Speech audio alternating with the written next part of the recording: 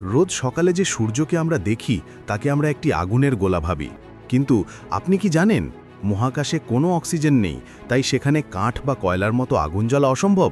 তাহলে সূর্য জ্বলে কিভাবে? সূর্য আসলে একটি বিশাল নিউক্লিয়ার বোমা, যা গত 450 কোটি বছর ধরে একটানা বিস্ফোরিত হচ্ছে। এর পেটে রয়েছে অফুরন্ত হাইড্রোজেন গ্যাস।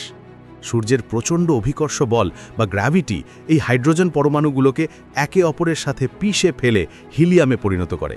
বিজ্ঞানের ভাষায় একে বলে নিউক্লিয়ার ফিউশন। বিশ্বাস করবেন না, সূর্য প্রতি 1 সেকেন্ডে যে পরিমাণ শক্তি উৎপাদন করে তা 100 কোটি পরমাণু বোমার সমান। এই শক্তি আমাদের পৃথিবীকে বাঁচিয়ে রেখেছে, কিন্তু সব জ্বালানিটি শেষ আছে। সূর্যের এই হাইড্রোজেন একদিন ফুরিয়ে যাবে। বিজ্ঞানীরা বলেন সূর্যের আয়ু আর মাত্র 500 কোটি বছর বাকি। জ্বালানি শেষ হলে সূর্য আর হলুদ থাকবে না, এটি ফুলে ফেপে বিশাল এক লাল দানব বা রেড জায়ান্টে পরিণত হবে। এটি এতটাই বড় হবে যে বুধ, শুক্র, এমনকি আমাদের পৃথিবীও এর পেটের ভিতর ঢুকে যাবে। পৃথিবীর সব সমুদ্র তখন বাষ্প হয়ে উড়ে যাবে।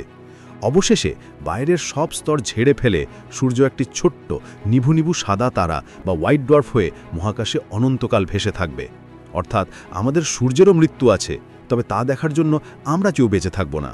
সকল ইনফরমেটিভ ভিডিও পেতে চ্যানেলটি সাবস্ক্রাইব করুন। ধন্যবাদ।